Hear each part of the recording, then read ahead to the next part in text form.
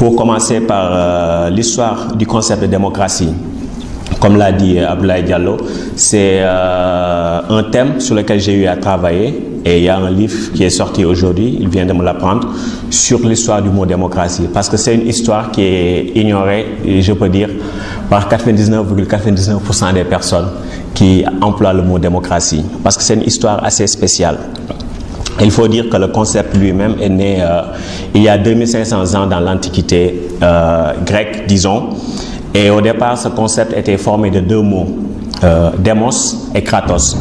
Si vous allez dans Wikipédia, ils vont vous dire que démocratie, c'est démos kratos, c'est gouvernement du peuple. Mais en fait, ça, c'est l'étymologie la plus récente. Mais l'étymologie originelle, démos voulait dire citoyen pauvre. Démos ne voulait pas dire peuple. Ça voulait dire ceux qui ont des droits reconnus par la cité, mais qui sont pauvres parce qu'ils n'ont ni le savoir ni la richesse. Donc, démos, c'était citoyen pauvre.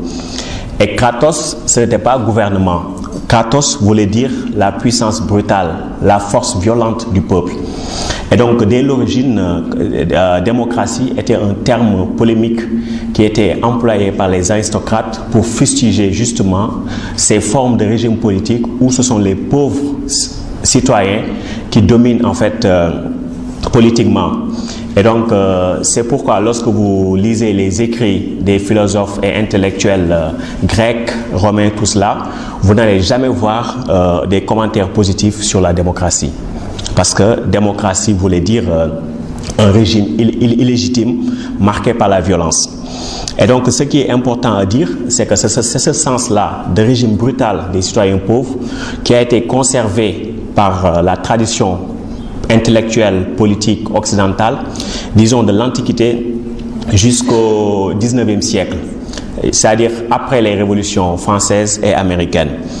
Et l'histoire du mot démocratie, en fait, si on l'a fait, moi j'ai passé en revue, disons ces 4-5 dernières années, tous les œuvres politiques majeures des penseurs occidentaux les plus connus, de l'Antiquité jusqu'au 19e siècle, mais je n'ai trouvé nulle part un écrit disant que la démocratie était un bon gouvernement ou une bonne chose à recommander.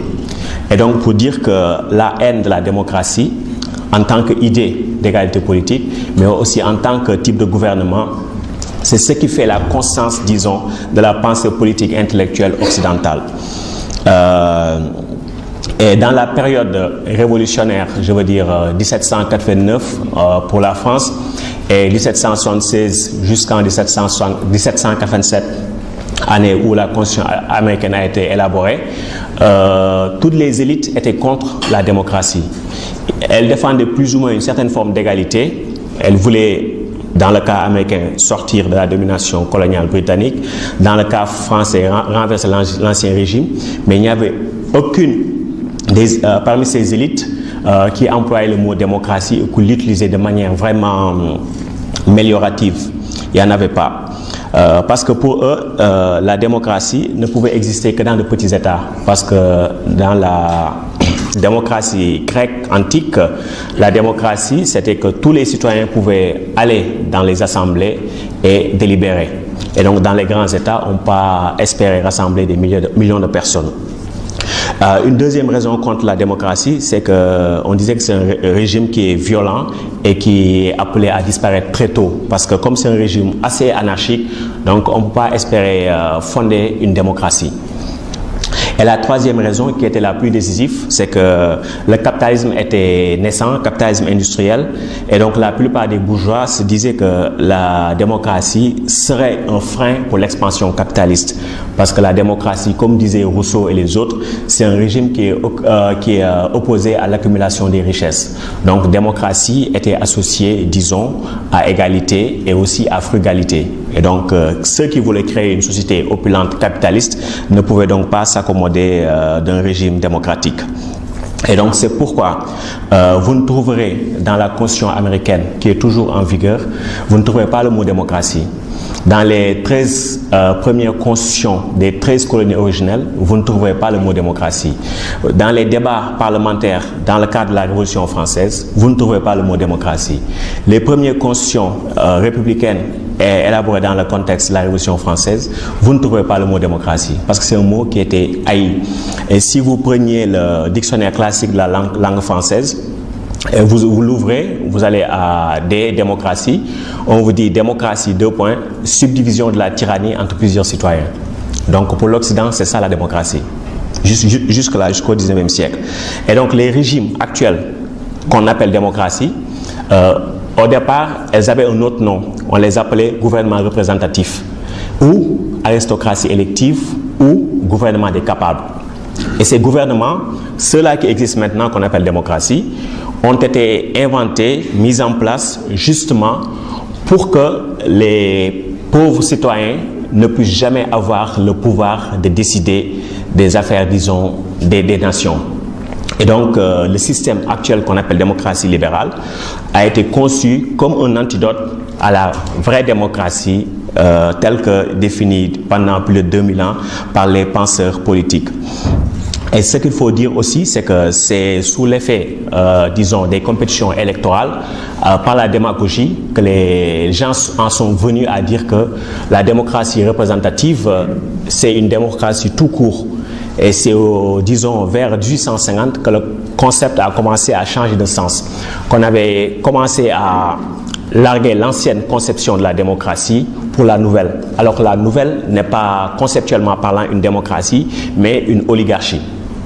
C'est-à-dire des formes de gouvernement où ce sont les riches qui dirigent, qui ont le contrôle de l'appareil politique. Et ce qu'il faut dire aussi, c'est que pendant plus de 2000 ans, vous ne trouverez jamais l'expression élection démocratique. Parce que l'élection n'a jamais été conçue par les philosophes et les penseurs politiques comme un outil démocratique. Qui disait élection, disait oligarchie. Vous lisez Aristote, Montesquieu, Rousseau, Spinoza, tous ces penseurs, ils vous disent que là où il y a élection, c'est parce que ce sont les riches qui dirigent.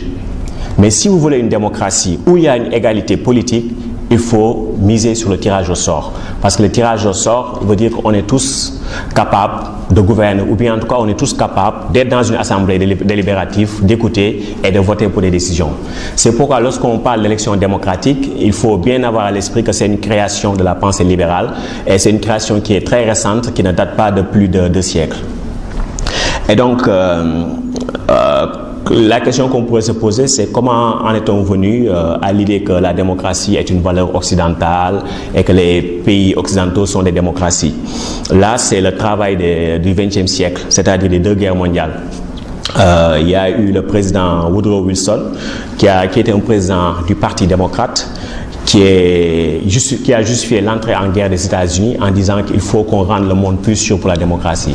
Et c'est là que les gens ont commencé à dire que oui, voilà, les États-Unis sont une démocratie. Alors que dans l'histoire américaine, il n'y a aucun président de la République américaine qui ait employé le mot démocratie pour qualifier le régime politique des États-Unis. Au moins jusqu'en 1905, il n'y en avait aucun. Et donc, après la Seconde Guerre mondiale, avec Truman, et dans le contexte de la lutte contre le communisme, les Occidentaux sont venus à dire que la démocratie, c'est pour nous. Pour le reste, ils ont le communisme. Donc, la démocratie, c'est notre patrimoine, c'est notre valeur, ce genre de choses. Mais ça, c'est juste de la propagande, disons. Donc, ce que je voudrais dire par rapport à ce premier point, c'est que dans l'histoire du mot démocratie, sur plus de 2000 ans, 2500 ans, la démocratie n'a jamais été associée au progrès économique ou à l'opulence ou à la richesse. Donc l'histoire du concept de démocratie montre que normalement la démocratie n'est pas porteuse de progrès économique, mais plutôt démocratie voulait dire égalité.